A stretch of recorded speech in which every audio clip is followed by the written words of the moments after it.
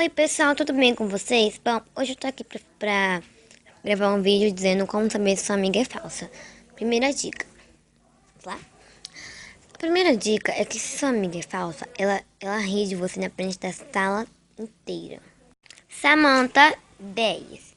Yay! Ela é nerd.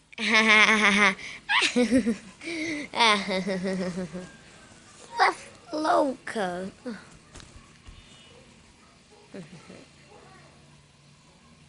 Segunda dica, se sua amiga é falsa, ela mente pra você o tempo todo. E aí isso é muito chato. Sabia que você é minha melhor amiga? Você também é minha melhor amiga. Ah! Tchau, tchau. E sabia, amiga, aquela falsa da Samantha?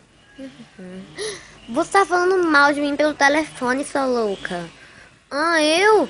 Não, minha avó. Feia. Terceira dica. Se a sua amiga é falsa, ela... Tipo, tem aquele menino que é namorado dela e você não sabia. Aí você tá gostando dele. Aí ela faz isso com você. Te esgana. Desculpa, gente. Te mata. Amiga, ser bem sincera. No quê? Você tá gostando do meu namorado, né? Ah, como seu namorado? Meu namorado não tá sabendo? Não, desculpa. Não é desculpar. Ele não te merece mesmo. Ele é feio. Que mentira. É não, sou mentirosa agora.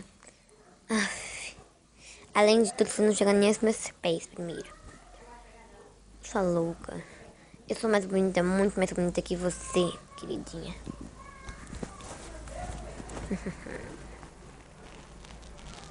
Quarta e última dica.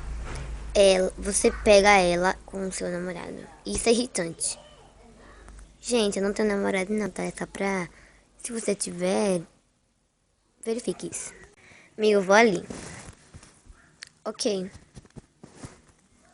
Pink, eu vou no banheiro, ok? Ok, pode ir.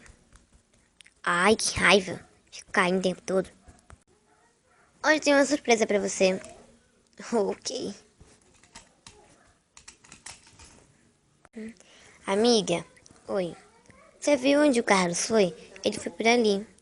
Obrigada. Para de cair, menina. Assim você me acha bonita, né? Sei lá. Você tava namorando a Samantha.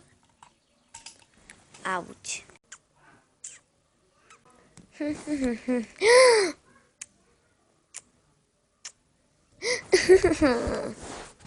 Tá louca? Pare com isso. Samantha.